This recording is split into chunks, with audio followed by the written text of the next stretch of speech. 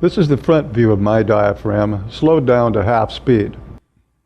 I am standing, and my heart is beating and resting on the top of my diaphragm.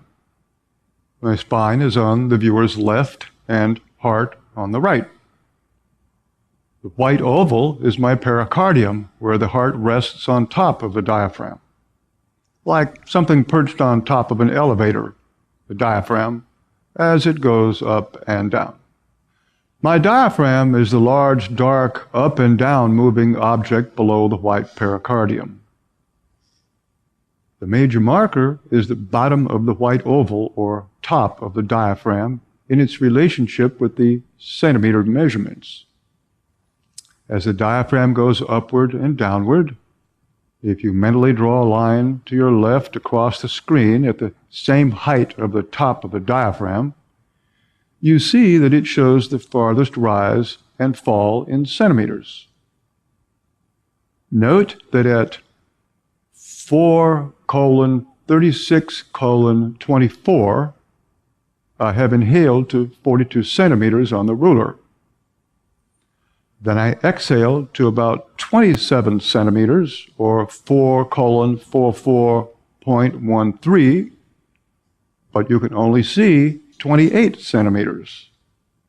So 42 centimeters minus 28 centimeters equals a 14 centimeter excursion. Most likely it is 15 or 16 centimeters. The diaphragm excursion, or total movement up and down, is like the maximum in and out stroke of the bicycle pump, back and forward swing in golf, baseball, or tennis. It is reflective of breathing volume, such as is implied by the combination of the number count, breathing rate, breathing pause length, and chest expansion measurements of the optimal breathing tests. Ask your doctor what he or she thinks is a good excursion. Many will say 8 centimeters. To us, the more excursion the better, as it implies more volume, and the Framingham study proved that the longevity and breathing volume as measured by forced exhalation volume, or FEV1, in 1 second are interdependent.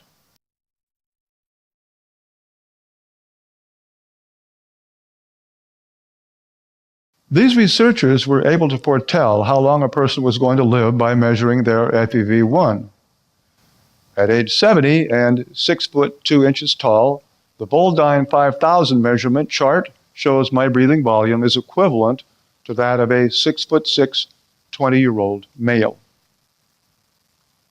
We encourage forensic medicine to pay more attention to diaphragm position excursion of the last exhale, as that may reflect one's ability to breathe while living and correlate with other relevant factors such as applicable pre- and post-mortem organ, lymphatic, circulatory, and nervous system functions. Think of a 10-story office building with a 20-story foundation. This stronger support or foundation aids lung maintenance, better relaxation, staying calm during stress, enhanced focus and concentration, natural energy accumulation, better digestion, speaking, singing, and sleep. Larger diaphragms are usually stronger and can draw more air than smaller diaphragms. In the same twitch category, a larger muscle is usually stronger than a smaller muscle. Many focus on making the diaphragm stronger. Stronger diaphragms are, of course, superior to weaker diaphragms, but they're not necessarily larger and will not afford potential for more breathing volume. Stronger is why we recommend using the diaphragm strengthening tool included in the optimal breathing kit. Stronger is better, but larger volume producing capability is better still. We first need to develop a foundation or basement to support our metaphorical office building above it and allow for the consistent rise of the elevator, also known as the diaphragm. It is this rise and fall action that fills up the lungs and helps us to squeeze the sponge of the lungs to remove debris, just like with a kitchen sponge and water. As the diaphragm shrinks, its excursion or rise lessens and debris, including bacteria, collects more readily. Over time, this debris impedes lung function. Coughing may occur as a result of some body positions or techniques in this program. I liken this to squeezing the sponge referred to before. The debris gets squeezed out of the lungs, goes into the bronchioles, and people try to rid themselves of that by coughing. This is generally a good thing and can be wet or dry. The debris, which is most likely bacteria, toxins, and mucus, and the occurrences of intensity of coughing is often lessened. If coughing continues beyond a few hours, I suggest you attend to your lungs via proper nutrients, cleansing, bacterial reduction, and continued breathing development.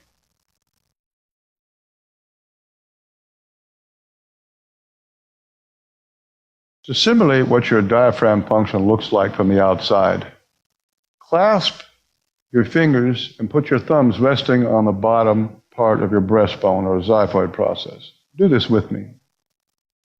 When you breathe in, the diaphragm flattens and goes downward. When you exhale, it relaxes and rises up into the ribs in its natural dome shape. When you breathe in, the diaphragm flattens and goes downward. Exhale, and it relaxes and rises up into the ribs in its natural resting dome-shaped position. We often hear, take a breath, take a deep breath. This gives many a sense of relief or calm. However, it is not always breathing deeply. And when repeated often enough, it can actually be harmful or exacerbate existing, undetected, unbalanced, dysfunctional breathing. This unbalanced, deeper breathing can cause accessory or supportive muscles to engage inappropriately. They should not be doing anything but be supportive, similar to how the shaft of an elevator should guide the elevator but not cause it to go up and down. One marker for optimal breathing is the best possible depth and balance combined in any action in any moment in time. Ever take a hot bath after being exhausted from a long, stress-filled day? Remember the sound you make as you sink into the incredibly relaxing, perfectly warmed or hot water.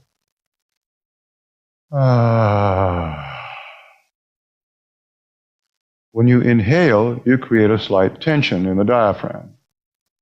With the release of this tension via the hot or warm water, a clear, strong sound should then be reproducible with hardly any effort. Breathe in, then exhale, making a gentle, effortless, relaxed sound. Do that now.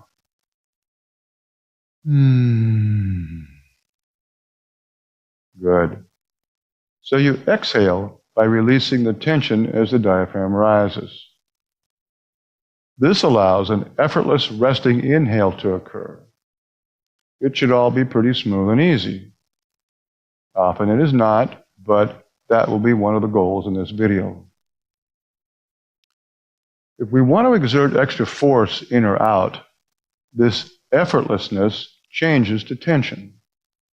Enough of this excessive tension caused by, say, yelling, screaming, or holding your breath too long unbalances the breathing, and, if continued often enough, will invite distorted breathing and possibly organ systems dysfunction.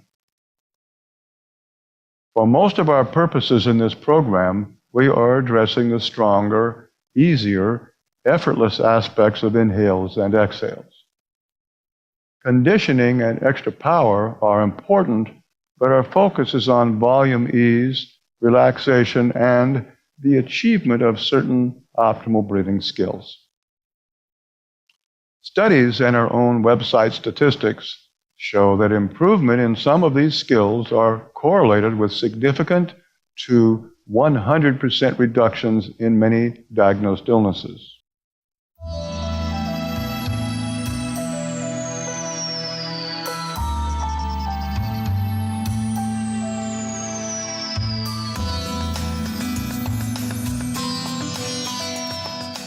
Traditional Chinese medicine, or TCM, connects the pear with the lungs as being energetically synergistic. Think pear as in parasympathetic, or the calming, alkalizing portion of your autonomic nervous system. Imagine the stem of the pear hanging downward from near the middle of your breastbone, and the bottom of the pear descending all the way down and resting on the bottom of your pelvis like this.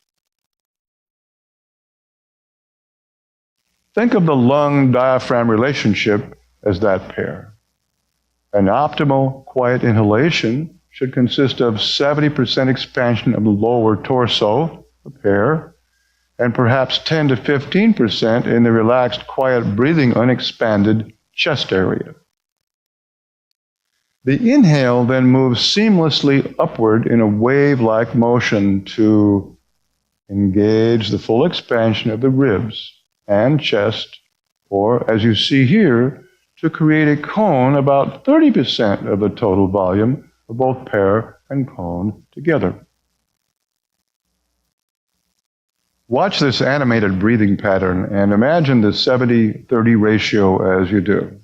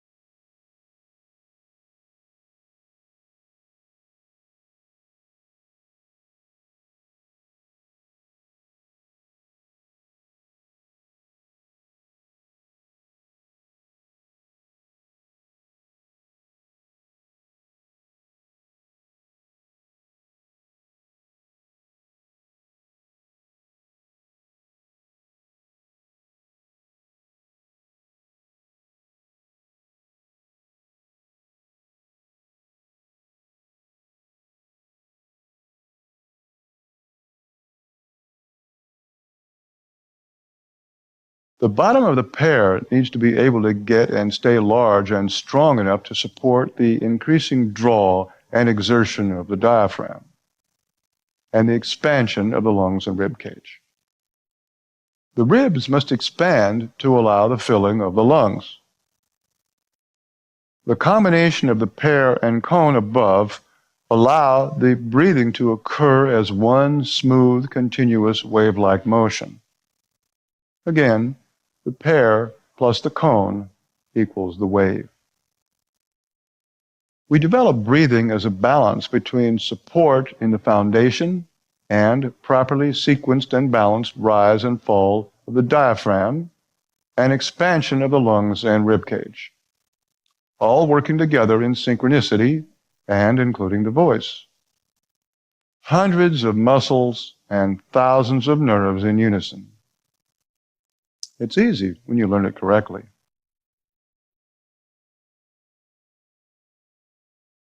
A relaxed, balanced breath is like the gentle wave of a sea, like the Mediterranean or one of the Great Lakes in the USA, or in a bay.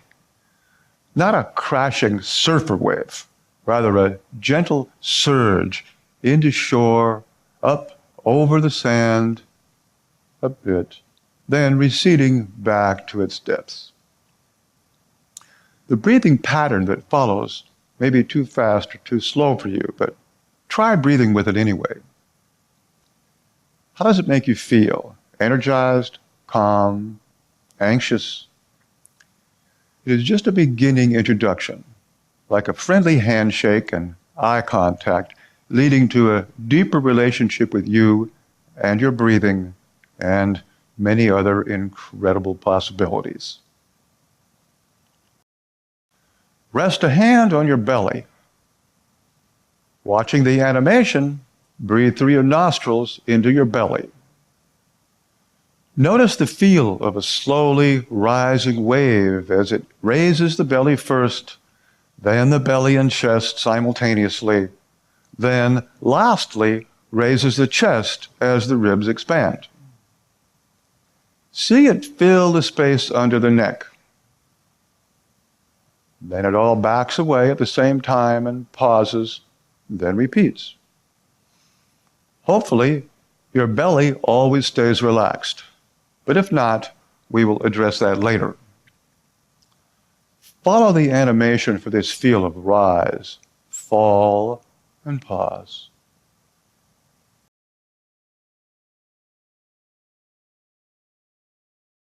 Another way of saying the paracone is to think of your breathing mechanics as an office building, one with 10 stories above ground for volume and 20 stories below ground for lower level storage, expansion, and foundational structure, including bedrock or concrete flotation.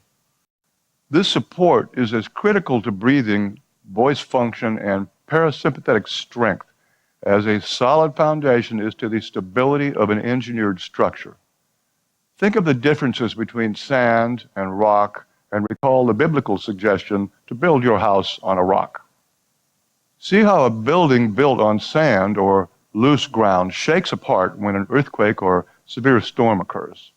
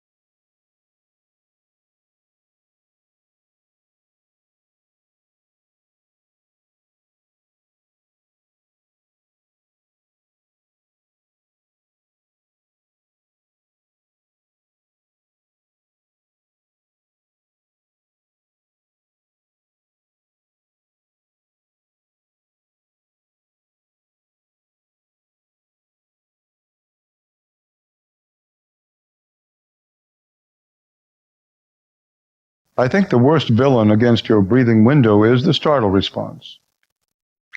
There are several aspects of a human startle response, including blinking the eyes, forward head movement, drawing the shoulders forward, and stiffening or overbending at the knees. But the one that mostly impedes healthy breathing is the tightening of the abdominal muscles and where the diaphragm connects to the bottom of the sternum. This causes chronic tension throughout the rest of the body, and it inhibits breathing. This tension increases our nervous system's survival response. We vasoconstrict, meaning our blood vessels reduce in diameter and our muscles tense up. Lie on your back and place your hands on your belly. Now raise your head very quickly, as if a gunshot just occurred. Make sure you raise your head quickly. Notice how your belly muscles tightened. Pause the video and try this a few times. This sit-up crunch type of action is a classic and pretty much generic muscle action of the major form of chronic stress response. Only you do not need to do a sit-up to make it happen. Some stresses are beneficial, but other forms are harmful either by intensity or excessive repetition. Hans Selye called them distresses. Repeated often enough, they become more damaging to breathing and nervous system function. Those distresses cause muscles to remain inappropriately tense, as well as shape postures that invite worsening tensions and restrictions in doing and being. As children and adults, we do this enough times, and this area habitually stays tight. Another huge impediment to optimal breathing as it relates to calming, relaxation, recovery, and speaking is not letting the belly soften when breathing in and or making sound. Yes, abdominal tone is helpful for many physical activities, including back muscle support. But we must add to this that many health professionals too often view the abdominal muscles as being the chief expiratory muscles and work with them as such. The overdeveloped or too often repeated startle response can make letting go in the belly, full body relaxation, and easy voicing next to impossible. According to Alexander Lowen, MD, this abdominal tension often invites various forms of neuroses. Try this simple test. First, cup one hand in front of your mouth and your other hand behind your ear. Take a big breath to say an OB window 7 or 8. Then move your belly in and out as much as possible while trying to make a loud but evenly voiced sound such as an ah. Stop the video and try this. I'll demo it first.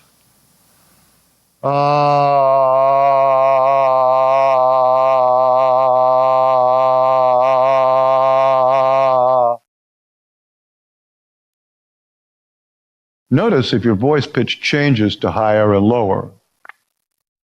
The more the pitch or volume raises, the more your belly muscles are interfering with your breathing when you speak.